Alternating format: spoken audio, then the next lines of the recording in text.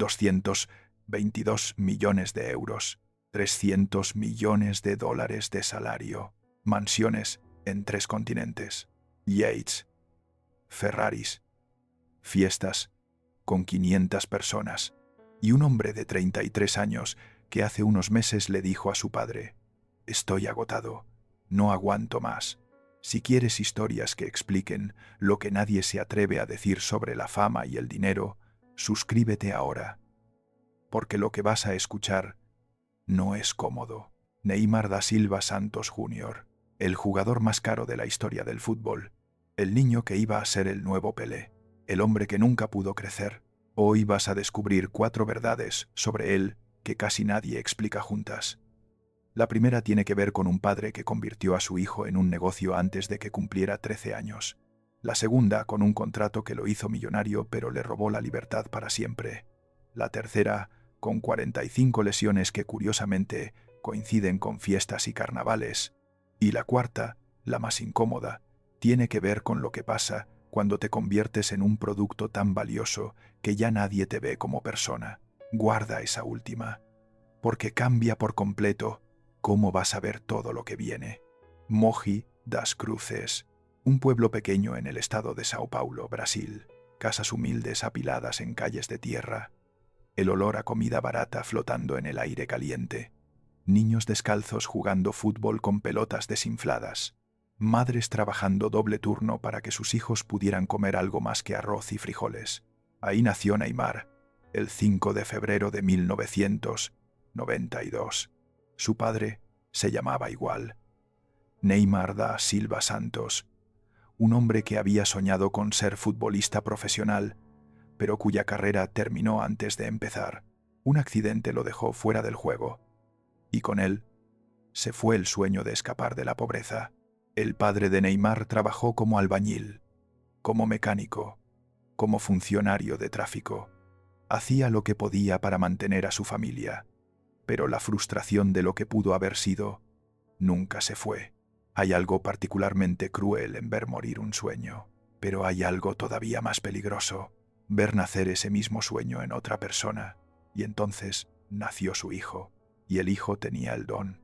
Desde los 5 años, Neymar Jr. hacía cosas con el balón que los adultos no podían explicar.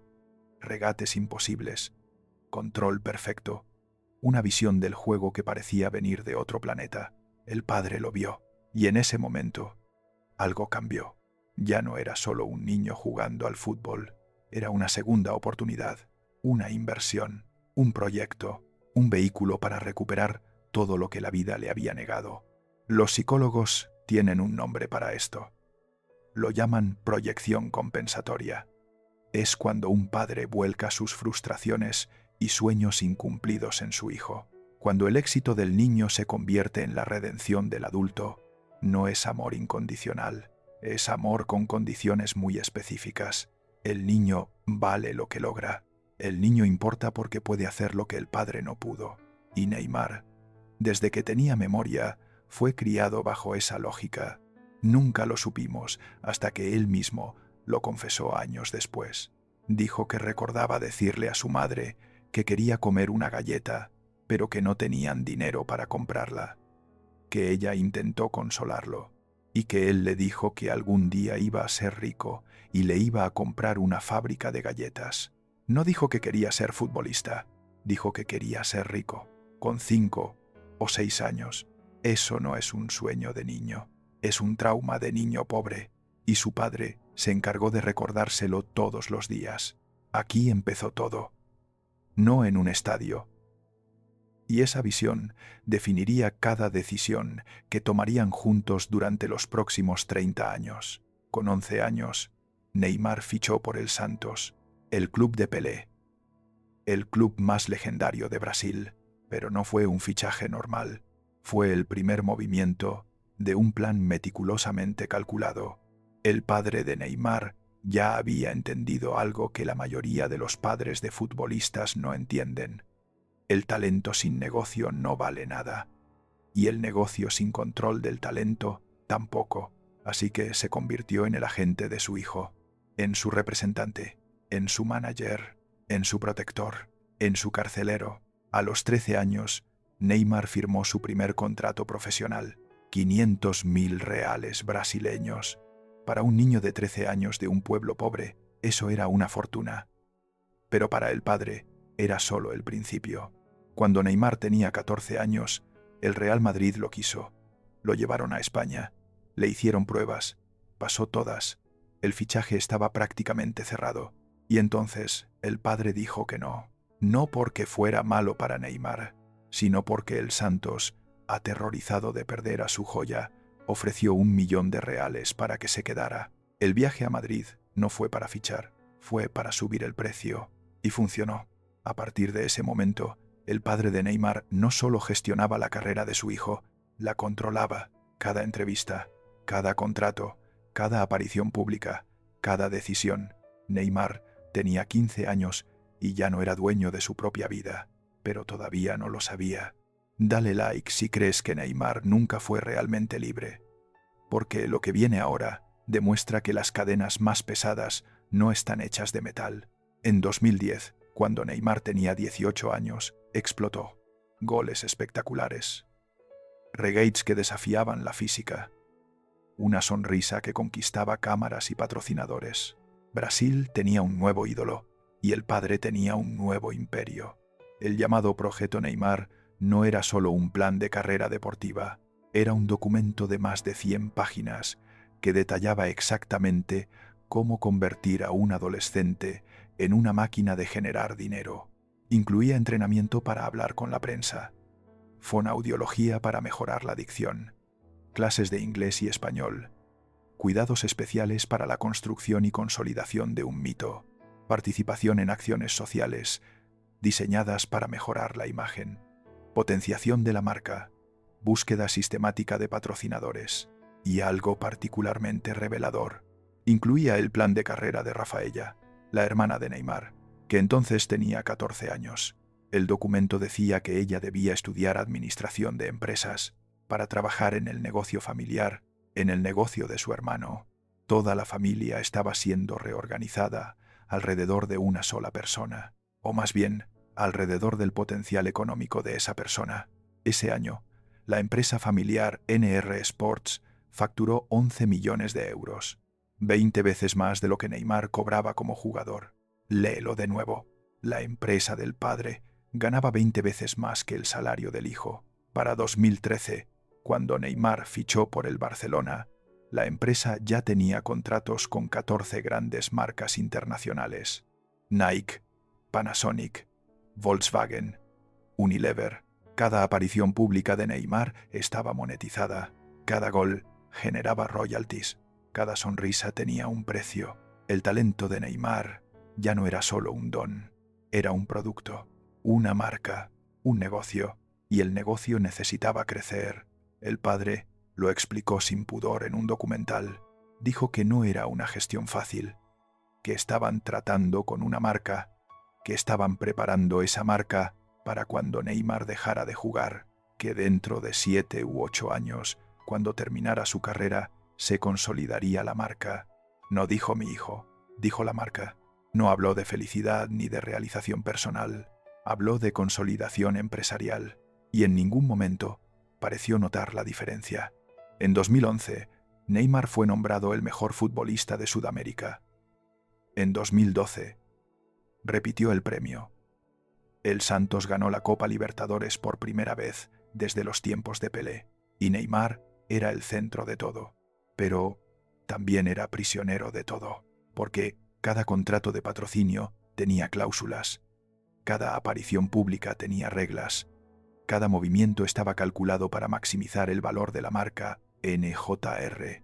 Hay un detalle del proyecto Neymar que nadie menciona, pero que lo explica todo. El documento daba por sentado que Neymar llegaría a ser uno de los más grandes futbolistas de la historia, no como aspiración, como certeza.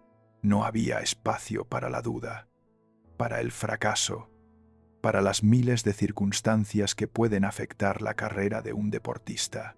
Neymar iba a ser grande porque el plan lo requería, y si algo salía mal, no era culpa del plan, era culpa de quien no lo ejecutó correctamente. Esa mentalidad es tóxica. Pero cuando eres un adolescente rodeado de adultos que te dicen que eres especial, que eres una inversión, que tu éxito es inevitable, no tienes herramientas para cuestionarla. Simplemente la aceptas y sigues adelante. Hasta que un día ya no puedes más. Y cuando le preguntaron al padre si Neymar podía tomar sus propias decisiones, la respuesta fue demoledora. Dijo que no podía dejarlo solo, que si lo dejaba, iba a ser corrompido por algo, manipulado, porque era muy inocente, un hombre de 30 años, inocente, incapaz de tomar decisiones, necesitado de protección constante. Eso no es un hijo, es una inversión que hay que cuidar. Guarda esto, porque explica todo lo que vino después. En 2013, el Barcelona fichó a Neymar, o al menos eso dijeron los titulares. La realidad fue mucho más turbia. El precio oficial del traspaso fue de 17 millones de euros al Santos. 17 millones por el jugador más prometedor de Sudamérica. Era ridículamente bajo. Todo el mundo sabía que Neymar valía mucho más, pero los números oficiales decían 17 millones. Y los números oficiales mentían, porque había más. 40 millones de euros fueron a parar a la empresa familiar NN, propiedad de Neymar y su padre. 40 millones, por conceptos que nadie podía explicar claramente. Prima de fichaje, decían. Pago por servicios de intermediación, decían. Compensación por derechos de imagen, decían. Pero al final eran 40 millones que iban directamente al bolsillo de la familia. Otros 7 millones fueron pagados por derechos preferenciales de jugadores juveniles que el Barcelona nunca fichó. 7 millones por nada, por una opción que nunca se ejerció, por un derecho que nunca se usó. 7 millones que desaparecieron en el laberinto de contratos cruzados entre España y Brasil, y varios millones más se perdieron en contratos de colaboración que nadie pudo explicar. El coste real del fichaje superó los 86 millones de euros, 5 veces más que el precio oficial, y una buena parte de ese dinero no fue al club que lo había formado, fue a la familia. El primer escándalo llegó por un socio del Barcelona, se llamaba Jordi Cases, y presentó una querella contra el presidente del club, Sandro Rosell, por apropiación indebida. Decía que el Barcelona había mentido sobre el precio real de Neymar. Decía que había dinero oculto. Decía que algo no cuadraba. Y tenía razón. El caso llegó a los tribunales españoles. La Audiencia Nacional abrió una investigación y entonces empezaron a salir los secretos.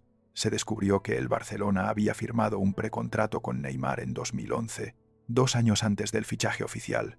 En ese precontrato se comprometían a pagarle 40 millones a la familia si finalmente fichaba por el club. 40 millones de euros por un compromiso de palabra. 40 millones antes de que jugara un solo partido como azulgrana. Era un adelanto diseñado para asegurar que Neymar no se fuera al Real Madrid. Y funcionó, pero era ilegal, o al menos muy turbio. Sandro Rosell dimitió como presidente del Barcelona en enero de 2014. El club tuvo que admitir su culpabilidad en 2 delitos fiscales. Pagó una multa de más de 5 millones de euros. Y el caso siguió adelante. Neymar tuvo que sentarse en el banquillo de los acusados, sus padres también, y los expresidentes del Barcelona. La acusación hablaba de contratos simulados, de fraude, de corrupción entre particulares. Un inversor brasileño llamado Delcir Sonda, que poseía el 40% de los derechos de Neymar, fue brutal en su declaración. Dijo que había sido traicionado por Neymar, por su padre, por su madre, que hubo un fraude orquestado por todos ellos y por el Barcelona mediante contratos simulados, que vestir una camiseta de Neymar era apoyar la corrupción. Las palabras dolían, pero lo que más dolía era que venían de alguien que había apostado por Neymar cuando era un niño, alguien que había invertido en él cuando nadie más lo hacía, alguien que había sido parte de su ascenso y que ahora se sentía estafado. El juicio se celebró en octubre de 2022. Neymar fue absuelto años después. La fiscalía retiró los cargos al final. Consideró que aunque había habido irregularidades, no constituían delitos penales, pero el daño estaba hecho. La imagen del niño inocente que el padre había construido durante años quedó manchada, y la pregunta que todos se hacían era incómoda. ¿Cuánto había sabido Neymar? ¿Había participado activamente en el engaño? ¿O simplemente había firmado lo que su padre le ponía delante, como siempre hacía? En el juicio, Neymar declaró que él solo firmaba los documentos que le indicaba su padre, que su padre no había hecho nada ilegal, que él solo quería jugar al fútbol. Era la defensa perfecta, y también era la confesión perfecta, porque admitió, sin darse cuenta, que no tenía idea de lo que firmaba, que no controlaba su propia carrera, que era un niño grande firmando papeles que no entendía. A los 21 años, esto parecía una oportunidad. Fue el principio de las sospechas. Pero en el campo, Neymar brillaba. Junto a Messi y Luis Suárez, formó la MSN, el trío de ataque más letal de la historia reciente del fútbol. MSN. Messi, Suárez, Neymar. 122 goles entre los tres en una sola temporada, un promedio de más de un gol por partido. Cada uno era algo que no se había visto nunca y probablemente no se vuelva a ver. En 2015, el Barcelona ganó el triplete: Liga, Copa, Champions. Neymar marcó en la final de la Champions contra la Juventus. Era el segundo título más importante del fútbol de clubes y lo había ganado con 23 años. El mundo era suyo. Quedó tercero en la votación al Balón de Oro, detrás de Messi y Cristiano, pero por delante de todos los demás. Parecía cuestión de tiempo. Cuando Messi y Cristiano empezaran a declinar, Neymar estaría ahí para tomar el trono. Era el heredero natural, el siguiente en la línea, el futuro del fútbol mundial. Pero algo pasó, algo que nadie vio venir. Neymar empezó a romperse, no de golpe, poco a poco. Lesión tras lesión, fiesta tras fiesta, decisión tras decisión. La primera gran lesión en Europa llegó en 2014, un esguince de tobillo que lo tuvo fuera un mes. Nada grave, pero fue el principio. Después vino la lesión en el pie, antes de la final de Copa del Rey. Después, los problemas musculares. Después, las molestias constantes que nunca terminaban de irse. Y con cada lesión, la pregunta se hacía más grande. ¿Era solo mala suerte? ¿O había algo más? Los que conocían a Neymar notaban cambios. Parecía menos motivado, menos concentrado, más interesado en las fiestas que en los entrenamientos. En el documental de Netflix hay una escena donde el padre de Neymar tiene una discusión fuerte con él. Le dice que no está siendo profesional, que está desperdiciando su talento, que tiene que concentrarse. Y Neymar responde con una mezcla de frustración y cansancio. Dice que está harto de que todo el mundo le diga lo que tiene que hacer, que quiere vivir su vida, que no puede más con la presión. Es el grito de alguien que nunca tuvo la libertad de ser niño y que ahora, siendo adulto, intenta recuperar esos años perdidos de la peor manera posible. Si crees que aquí tocó fondo, todavía no. Escribe en comentarios si piensas que lo usaron, porque lo que sigue es donde la historia se vuelve realmente oscura. El 3 de agosto de 2017, Neymar dejó el Barcelona. El PSG pagó su cláusula de rescisión completa, 222 millones de euros. El fichaje más caro de la historia del fútbol. Un récord que 6 años después nadie ha superado. El salario anual neto de Neymar superaba los 30 millones de euros. Con bonificaciones y derechos de imagen, podía llegar a 50 millones por temporada. En números redondos, Neymar ganaba más de 1 millón de euros por semana. Cada día que se levantaba, ganaba más de 100.000 euros, solo por existir. Pero había un precio que nadie mencionó en la presentación. El presidente del Barcelona, que lo quiso repatriar años después, lo explicó sin filtros. Joan Laporta dijo que los jugadores acaban siendo secuestrados por el dinero y que los que firman por el PSG han firmado casi su esclavitud. Esclavitud. La palabra suena exagerada, pero cuando miras los detalles del contrato de Neymar, empieza a tener sentido. El PSG no solo compró a un jugador, compró una marca, una imagen, un producto global que debía generar ingresos en mercados clave como Asia y América Latina. Y los productos no tienen opinión. Los productos no deciden. Los productos funcionan o se descartan. Los primeros meses en París fueron prometedores. Neymar marcaba goles. El PSG ganaba partidos. Las camisetas se vendían por millones. En su debut, Neymar marcó un gol y dio una asistencia en la victoria por 3-0 sobre el Guingamp. En los primeros partidos de Champions League, el PSG aplastó al Celtic 5-0 y al Bayern Múnich 3-0. Neymar estaba en llamas. Y París se rendía a sus pies, pero algo no encajaba. Neymar no era el único protagonista del proyecto, porque semanas después de su llegada, el PSG fichó a otro jugador, un chico de 18 años del Mónaco, Kylian Mbappé, 180 millones de euros más. En un solo verano, el PSG había gastado más de 400 millones en 2 jugadores. Era una apuesta sin precedentes y también era el principio de un conflicto que duraría 6 años. Al principio eran amigos, casi hermanos, según decían. Salían juntos, entrenaban juntos, celebraban los goles juntos.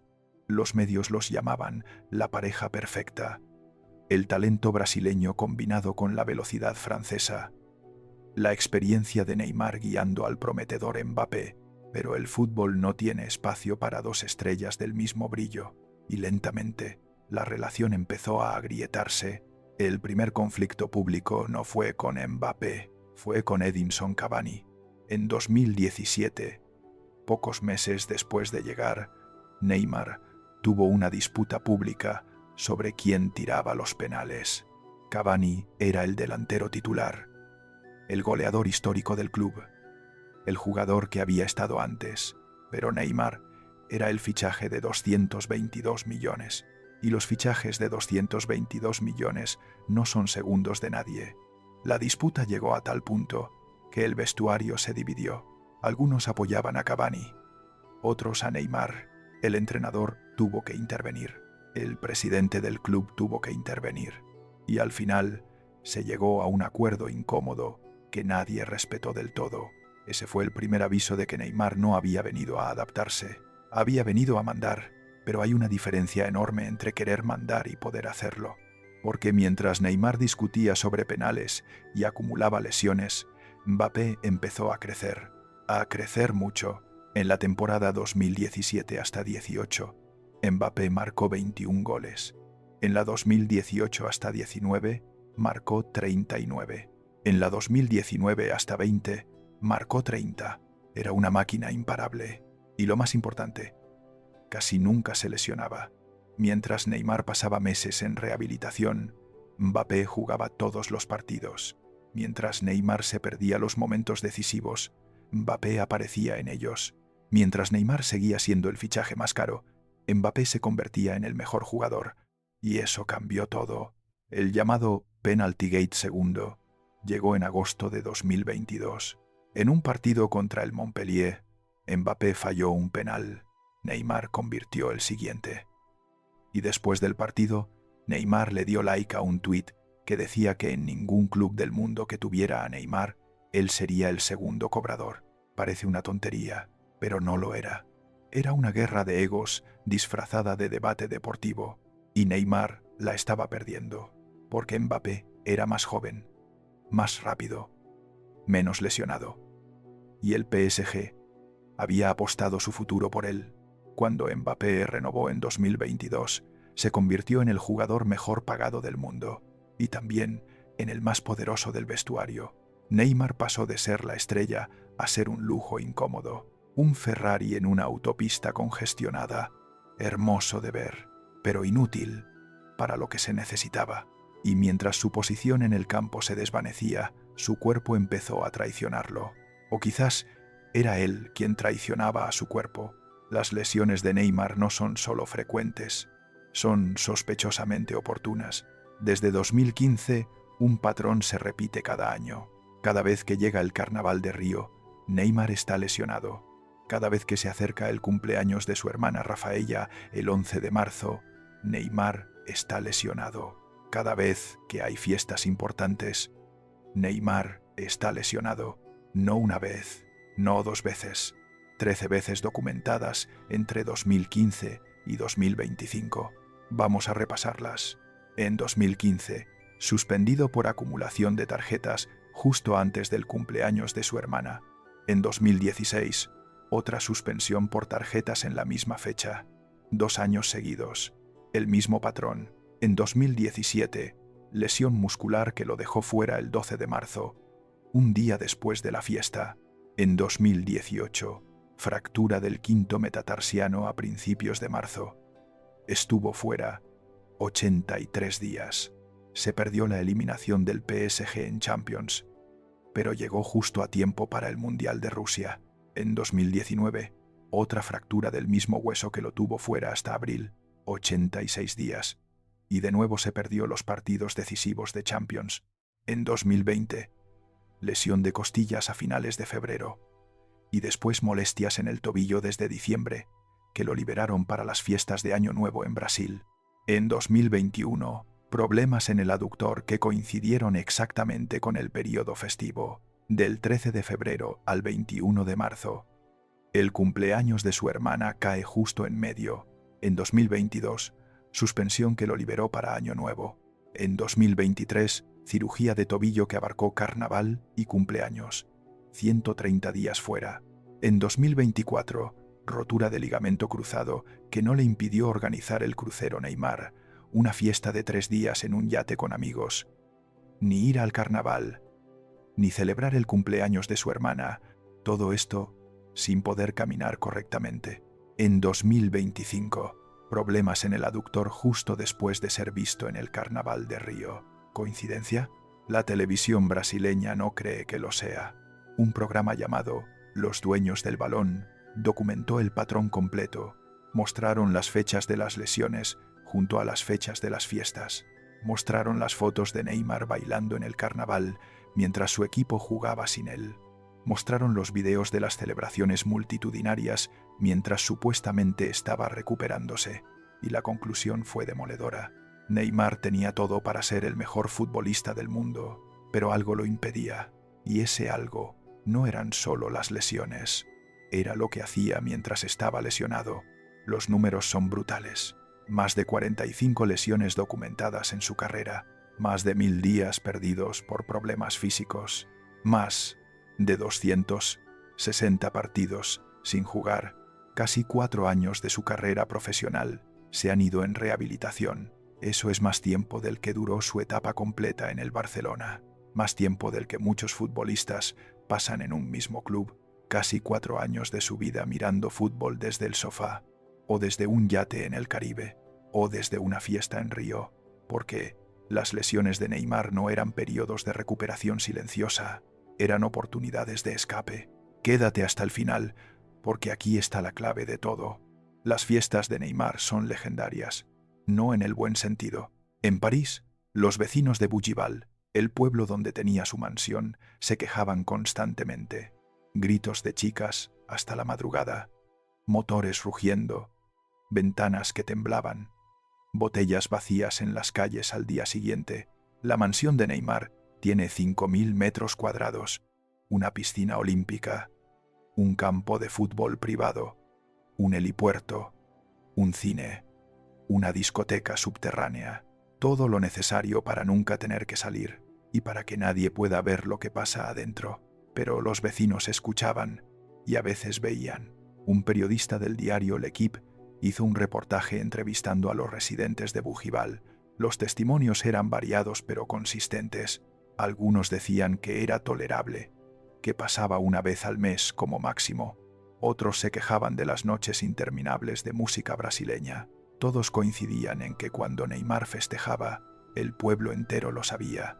En su cumpleaños de 2023, organizó una fiesta que empezó a las 3 de la tarde y terminó después de medianoche. Más de 100 invitados, DJ brasileños, traídos especialmente para la ocasión, comida para un ejército. Y todo esto mientras estaba recuperándose de una lesión de tobillo, mientras su equipo lo necesitaba para la Champions League, mientras su entrenador le pedía públicamente que cuidara su alimentación y su descanso. Christophe Galtier, el técnico del PSG, tuvo que hablar públicamente sobre el estilo de vida de Neymar. Dijo que había hablado con él, que le había dicho lo que pensaba, que a Neymar se le permitía jugar póker en su día libre porque era algo que le encantaba, pero que también le había dado una advertencia, Lo que dijo entre líneas fue más revelador, que Neymar estaba fuera de control, que nadie en el club podía realmente disciplinarlo, que el jugador más caro de la historia hacía lo que quería cuando quería y nadie podía detenerlo. Mbappé, sin nombrar a nadie, dio una declaración que todos entendieron. Dijo que ahora hacía falta que todos los jugadores estuvieran en buena salud, que todos debían comer bien, dormir bien y prepararse. Era un mensaje directo: cuiden su cuerpo, dejen las fiestas, sean profesionales. La respuesta de Neymar fue aparecer jugando póker a las 2 de la madrugada y fotografiarse en un restaurante de comida rápida. Un amigo suyo subió la foto a redes sociales. De madrugada, días antes de un partido importante, y cuando su entrenador le preguntó al respecto, Neymar no se disculpó, siguió haciendo lo que siempre hacía, porque nadie podía decirle que no, porque era demasiado valioso para castigarlo, porque era un producto, no un empleado, y los productos no rinden cuentas, solo generan ingresos, hasta que dejan de hacerlo. En 2020, en plena pandemia de COVID, Neymar organizó una fiesta de Año Nuevo con 500 personas en su mansión de Mangaratiba, Brasil. 500 personas, mientras el país enterraba miles de muertos por día, mientras los hospitales colapsaban, mientras el gobierno pedía a la población que se quedara en casa. Neymar organizó 5 días de fiesta, contrató artistas, preparó fuegos artificiales, alquiló equipos de sonido profesionales. Las críticas fueron masivas, los medios brasileños lo destrozaron, las redes sociales explotaron con comentarios furiosos, y Neymar respondió reduciendo el número de invitados, no cancelando la fiesta, solo haciéndola un poco más pequeña, porque él era Neymar, y las reglas que aplicaban a los demás no aplicaban a él, nunca lo habían hecho. En 2019, la imagen de Neymar sufrió su golpe más duro. Una modelo brasileña, llamada Nayila Trindade, lo acusó de agresión sexual en un hotel de París. La noticia explotó como una bomba. Era el jugador más famoso de Brasil, acusado de uno de los crímenes más graves que existen. Los medios de todo el mundo cubrieron la historia. Las redes sociales se dividieron entre los que lo defendían y los que lo condenaban. Y Neymar hizo algo que nadie esperaba. Se defendió de una manera insólita. Publicó en sus redes sociales todas las conversaciones de WhatsApp que había tenido con Nayila. Mensajes, fotos, videos íntimos, todo, sin filtros, sin censura. Era la primera vez que un futbolista de su nivel exponía su vida privada de esa manera, y era completamente ilegal, porque publicar contenido íntimo de otra persona sin su consentimiento es un delito en Brasil. Neymar, intentando demostrar su inocencia, cometió otro crimen en el proceso. La policía abrió una investigación contra Nayila por la acusación y otra contra Neymar por divulgar imágenes íntimas. Durante semanas, Brasil no habló de otra cosa. Los programas de televisión analizaban cada mensaje. Los expertos legales debatían las implicaciones. Los aficionados discutían en las calles. La investigación por agresión terminó archivada por falta de pruebas. Nayila cambió su versión varias veces. Presentó pruebas que no coincidían. Tuvo conflictos con sus propios abogados. Neymar quedó libre de esa acusación, pero el daño estaba hecho, no por la acusación en sí, sino por lo que se reveló en el proceso.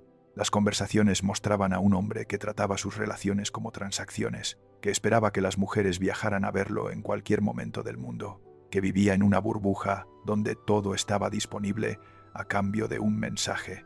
Mostraban a alguien acostumbrado a conseguir lo que quería con solo chasquear los dedos. Alguien que no entendía el concepto de límites. Alguien que nunca había tenido que escuchar la palabra no.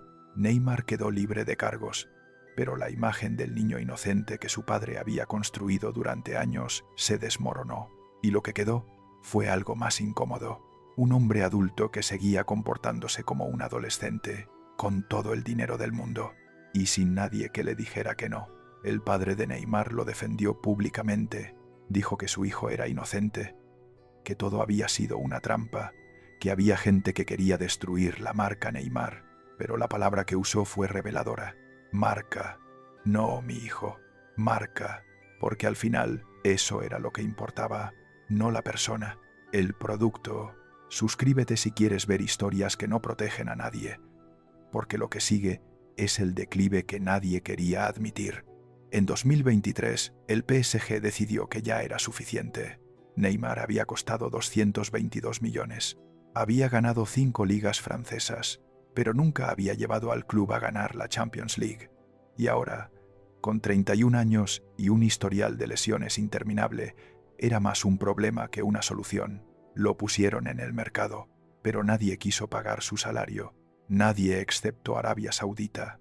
El Al Hilal pagó 100 millones de euros al PSG y le ofreció a Neymar un contrato que podía llegar a los 400 millones de dólares si cumplía objetivos. Fue el contrato más grande de la historia del deporte, más que cualquier jugador de la NBA, más que cualquier estrella de la NFL, más que cualquier atleta en cualquier disciplina. Neymar iba a ganar más de $1 millón por semana solo por existir en Arabia Saudita.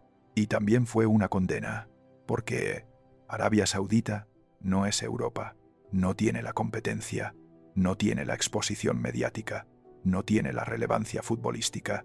La Liga Saudí es donde las carreras van a morir con dignidad financiera. Es donde los futbolistas de élite van cuando ya no pueden competir con los mejores, pero todavía quieren cobrar como si pudieran. Es el equivalente a jubilarse con un sueldo de CEO. Ir a Arabia Saudita a los 31 años es admitir que tu carrera de élite ha terminado. Es elegir el dinero sobre la gloria. Es aceptar que ya no puedes competir con los mejores. Neymar lo sabía, pero fue de todas formas. La presentación fue grandiosa. Fuegos artificiales, luces láser, miles de aficionados cantando su nombre en un estadio que parecía sacado de una película de ciencia ficción. Neymar sonreía para las cámaras. Prometía títulos, prometía espectáculo, prometía que iba a demostrar que todavía era el mejor, pero su cuerpo tenía otros planes. Lo que pasó después fue una pesadilla. En su primer partido, Neymar jugó 63 minutos. En el segundo, 78. En el tercero, 81. Parecía que por fin había encontrado un lugar donde podía jugar sin la presión de Europa. Pero entonces llegó el quinto partido y todo se derrumbó. En un encuentro contra Uruguay por las eliminatorias sudamericanas, Neymar fue a disputar un balón con Nicolás de la Cruz. No fue una entrada violenta, no hubo una patada criminal, solo un movimiento extraño, un giro de rodilla, un pisotón desafortunado, y Neymar cayó al suelo agarrándose la pierna izquierda con una expresión de agonía pura. El diagnóstico llegó al día siguiente. Rotura del ligamento cruzado anterior, rotura del menisco, 340 días fuera, 53 partidos perdidos, un año entero de su vida, viendo fútbol desde el sofá, el contrato más grande de la historia del deporte, y el jugador no podía jugar, 100 millones de euros de traspaso, y el producto estaba roto, 400 millones de dólares de inversión, y el retorno era cero, y cuando finalmente volvió, a finales de 2024, jugó 12 minutos, y se volvió a lesionar. El muslo esta vez, otro mes fuera, otra temporada perdida, otra oportunidad desperdiciada. En total, Neymar jugó 7 partidos con el Al Hilal en 17 meses. 7 partidos, 180 millones de dólares por partido, aproximadamente. El costo más alto por minuto jugado en la historia del fútbol. Comenta si crees que Neymar tomó malas decisiones o si nunca pudo decidir. Hace unas semanas, el padre de Neymar dio una entrevista que reveló lo que muchos sospechaban. Fue en un canal de YouTube brasileño llamado Rafa Teclate, y las palabras que dijo fueron demoledoras. Dijo que después de la última lesión, su hijo llegó a casa y le dijo que no aguantaba más, que estaba agotado, no aguanto más. Un hombre de 33 años diciéndole a su padre que no puede seguir, no a un psicólogo, no a un amigo, no a su pareja, a su padre, porque después de 30 años, el padre sigue siendo la primera persona a la que Neymar acude cuando las cosas van mal.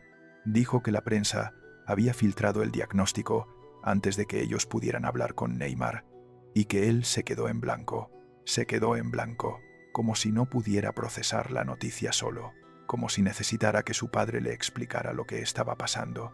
Dijo que le afectó mucho que la gente dijera que no volvería a jugar, que cuando llegó a casa le dijo que no aguantaba más, y entonces admitió algo devastador. Dijo que por un segundo no logró proteger la cabeza de su hijo, proteger la cabeza de un hombre de 33 años, de un padre de 4 hijos, de alguien que ha ganado cientos de millones de euros, de alguien que ha vivido en los países más desarrollados del mundo, de alguien que supuestamente es un adulto independiente, como si fuera un niño, como si no pudiera procesar la realidad por sí mismo, como si después de 20 años siendo controlado, Neymar nunca hubiera aprendido a enfrentar la vida solo. La entrevista siguió, y cada respuesta era peor que la anterior. El padre habló de cómo habían planificado el regreso de Neymar. Habló de los acuerdos comerciales que estaban negociando. Habló de la marca, siempre de la marca. Y cuando le preguntaron sobre el futuro de su hijo, su respuesta fue la de siempre. Dijo que no podía dejarlo solo, que si lo dejaba, iba a ser corrompido por algo, manipulado, porque era muy inocente, a los 33 años. Eso no es protección, es dependencia, es infantilización, es el resultado de décadas tratando a una persona como un producto que hay que cuidar, un producto que hay que proteger del mundo, un producto que no puede funcionar sin supervisión constante. Pero los productos no sienten, los productos no se agotan, los productos no llegan a casa diciendo que no aguantan más. Las personas sí. Y Neymar, debajo de toda la fama y el dinero y las fiestas, sigue siendo una persona que nunca aprendió a serlo completamente, porque nunca lo dejaron. En enero de 2025, Neymar volvió al Santos, el club donde empezó todo. La prensa lo presentó como un regreso romántico, el hijo pródigo volviendo a casa. El niño que había salido del Santos para conquistar el mundo finalmente volvía para cerrar el círculo. Los aficionados lloraban de emoción, los directivos hablaban de historia, los patrocinadores frotaban las manos calculando las ventas de camisetas. Neymar publicó un vídeo emotivo en Instagram anunciando su vuelta. Imágenes de su infancia en el Santos, goles de su primera etapa, la voz entrecortada hablando de lo que significaba volver a casa. Era perfecto, era conmovedor y era mentira, porque la realidad era muy diferente. Neymar no volvía al Santos por nostalgia, volvía porque nadie más lo quería. El Al Hilal no quería renovar su contrato después de 17 meses de lesiones. Los equipos europeos no podían pagar su salario, ni querían asumir el riesgo de sus problemas físicos. Y Brasil era el único lugar donde todavía lo tratarían como una estrella aunque ya no pudiera jugar como una. Pero incluso en casa, los problemas siguieron. En su primer mes, Neymar se lesionó de nuevo, el aductor esta vez, y mientras su equipo jugaba un partido crucial del campeonato paulista contra el Corinthians, él estaba en Río de Janeiro celebrando el carnaval. Las cámaras lo captaron bailando.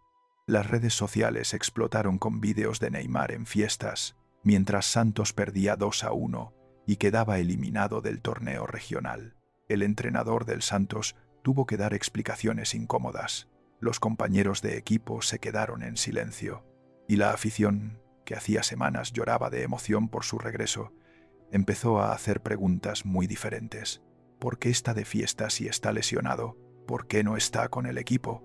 ¿Realmente le importa el Santos o solo vino a pasar el tiempo? Las respuestas llegaron pocos días después y fueron devastadoras. Una modelo llamada Eni Aguada apareció en televisión brasileña contando detalles de una fiesta privada con Neymar. Dijo que había sido contratada junto con otras 20 mujeres. Dijo que cada una había cobrado el equivalente a 20 millones de pesos colombianos. Dijo que había tenido relaciones sexuales con Neymar y que ella no había sido la única. Y dijo que todo esto había pasado mientras Neymar supuestamente estaba recuperándose de su lesión. Los medios brasileños entraron en frenesí. Se filtró que el padre de Neymar había ofrecido 80 millones de reales para evitar que ciertos videos salieran a la luz. La información fue desmentida, pero el daño ya estaba hecho. Pocos días después, otra mujer apareció, y después otra, y después más videos de fiestas y más rumores de infidelidades. Y todo esto mientras su pareja, Bruna Biancardi, estaba embarazada de su segundo hijo juntos. El padre de Neymar amenazó con demandas, pero las imágenes ya estaban en todas partes, y la pregunta que nadie quería hacer finalmente se hizo pública. ¿Quién es realmente Neymar? ¿El genio del balón? ¿La víctima de su entorno? ¿O un hombre que nunca tuvo la oportunidad de descubrir quién podría haber sido si lo hubieran dejado crecer? Esta es la verdad que casi nadie quiere admitir sobre Neymar. No fracasó porque le faltara talento. Tenía más talento que casi cualquier jugador de su generación. No fracasó porque no trabajara. Trabajó, al menos cuando podía. No fracasó por un rival que lo superara. Messi y Cristiano jugaron en una era diferente, pero Neymar tenía todo para brillar junto a ellos. Fracasó porque nunca fue tratado como una persona, fue tratado como una inversión. Desde los 13 años, fue convertido en una marca antes de ser adulto. Fue protegido hasta el punto de que nunca aprendió a protegerse solo. Fue enriquecido hasta el punto de que el dinero perdió todo significado. Fue admirado hasta el punto de que nadie se atrevía a decirle que no. Y cuando finalmente enfrentó la realidad, cuando las lesiones y el tiempo le quitaron lo único que sabía hacer, no tenía herramientas para procesar lo que estaba pasando. Solo tenía fiestas, solo tenía escapismo, solo tenía un padre que seguía hablando de él como si fuera un niño inocente que necesitaba protección. A los 33 años, hay una frase que Neymar dijo en el documental de Netflix que merece atención. Dijo que su padre le había enseñado prácticamente todo, que siempre había cuidado de él 24 horas al día, pero que llega un momento en el que ya no quieres eso, que acabas perdiendo a tu padre. Léelo de nuevo. Acabas perdiendo a tu padre. Porque cuando tu padre es tu jefe, tu agente, tu protector y tu carcelero, ya no tienes un padre, tienes un gestor. Y los gestores no te aman incondicionalmente. Los gestores protegen inversiones. Hoy, Neymar tiene 33 años. Tiene 4 hijos de diferentes madres. Tiene más dinero del que podría gastar en 10 vidas. Tiene una carrera que debería haber sido la más grande de su generación, pero que se convirtió en una colección de lo que pudo haber sido. Tiene un cuerpo destruido por las lesiones. Tiene una reputación manchada por los escándalos. Y tiene un padre que sigue diciendo que no puede dejarlo solo porque es muy inocente. A los 33 años, eso no es inocencia. Es el resultado de nunca haber sido tratado como un adulto. Es el resultado de haber sido convertido en un producto antes de poder convertirse en persona. Es el precio de ser Neymar. Hay una imagen que resume todo. Neymar llorando en el vestuario después de que Brasil fuera eliminado del Mundial de 2022. Las cámaras lo captaron diciendo que no sabía si iba a poder volver a jugar con la selección, que no garantizaba nada, que estaba destruido. No era la primera vez que Neymar lloraba en un Mundial. En 2014, en Brasil, llevaba a su país en los hombros. Era el niño prodigio que iba a traer el 6º título a casa. La presión era brutal. Cada partido era una final. Cada gol era una obligación. Cada error era un pecado imperdonable. Y entonces llegó el partido contra Colombia en cuartos de final. Juan Camilo Zúñiga le dio un rodillazo en la espalda. Neymar cayó al suelo retorciéndose de dolor. Lo sacaron en camilla. El diagnóstico fue fractura de la tercera vértebra lumbar. Se había roto la espalda, a centímetros de quedar paralítico. Brasil siguió sin él y fue humillado 7-1 por Alemania en la semifinal. El Mineirazo, la peor derrota de la historia del fútbol brasileño. Neymar vio el partido desde la cama del hospital, llorando, impotente, destrozado. No era su culpa, pero se sintió culpable. Porque cuando te han educado para creer que eres responsable de todo, también te sientes responsable de lo que no puedes controlar. 8 años después, en Qatar 2022, Neymar tenía otra oportunidad. Era su último intento real de ganar un mundial. Con 30 años, ya no habría muchas más chances. Y Brasil llegó como favorito. Neymar jugó bien, mejor de lo que había jugado en años. Pero en los cuartos de final, contra Croacia, Brasil perdió en penales. Neymar ni siquiera pudo tirar el suyo, porque otros fallaron antes. Y otra vez, el sueño se escapó. Las cámaras lo captaron después del partido, sentado solo en el césped, llorando. Un hombre que lo tenía todo: dinero, fama, talento, pero que seguía sin conseguir lo único que realmente quería: un título mundial con su país. En ese momento, parecía el llanto de un campeón caído, pero mirando hacia atrás, quizás era otra cosa. Quizás era el llanto de un hombre que finalmente entendió que su carrera se le había escapado de las manos, que había ganado todo el dinero del mundo, pero nunca había ganado lo que realmente importaba, que había sido el jugador más caro de la historia, pero nunca había sido el mejor del mundo, que había tenido todo y al mismo tiempo no había tenido nada. La historia de Neymar no es una historia de caída, es una historia de explotación, una explotación que empezó con amor y terminó con contratos, una explotación que empezó con un padre orgulloso y terminó con un imperio familiar, una explotación que empezó con un niño de talento infinito y terminó con un hombre de 33 años que no sabe quién es cuando no tiene un balón en los pies. Hay un concepto en psicología que se llama desarrollo truncado. Es lo que pasa cuando un niño es forzado a asumir responsabilidades de adulto antes de estar preparado, cuando tiene que ser profesional antes de aprender a ser persona, cuando su identidad se construye alrededor de una habilidad en lugar de alrededor de quien realmente es.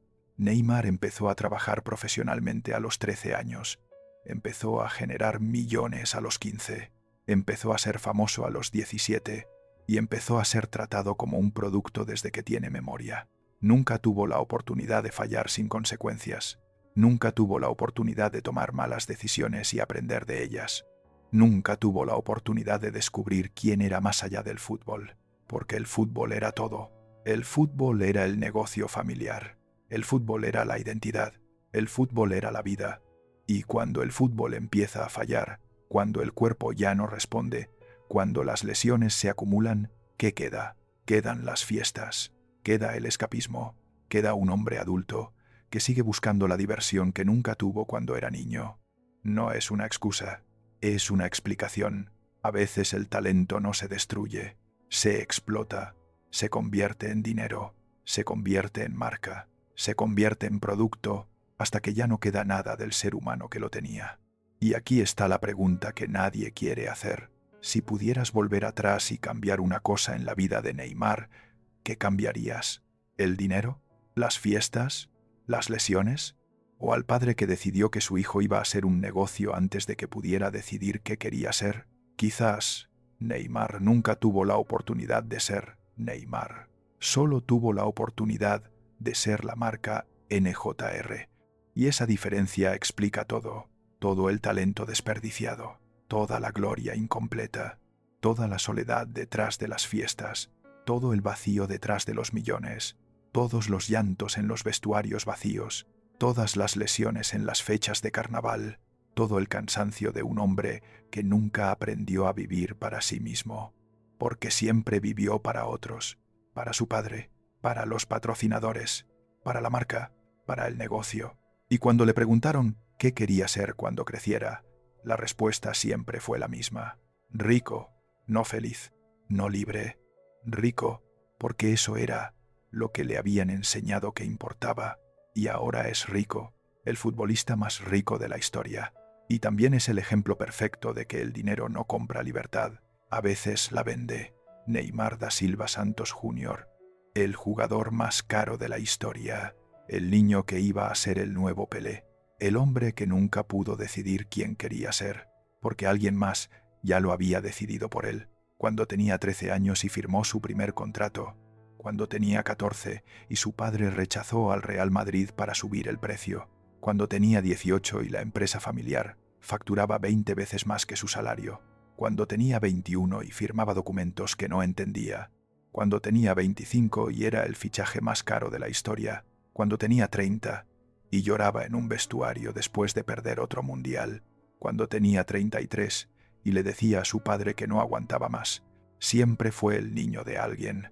Nunca pudo ser el hombre que él mismo eligiera. Y esa es la verdadera tragedia de Neymar. No las lesiones, no las fiestas, no los escándalos, sino que nunca tuvo la oportunidad de descubrir quién habría sido si lo hubieran dejado crecer. Suscríbete si quieres entender la fama sin filtros, porque algunas prisiones no tienen barrotes, tienen contratos y millones de euros, y un padre que te dice que te protege, mientras te convierte en un producto, y cuando el producto deja de funcionar, ¿qué queda? Solo un hombre de 33 años, sentado en una mansión vacía, preguntándose quién habría sido si alguien le hubiera dejado elegir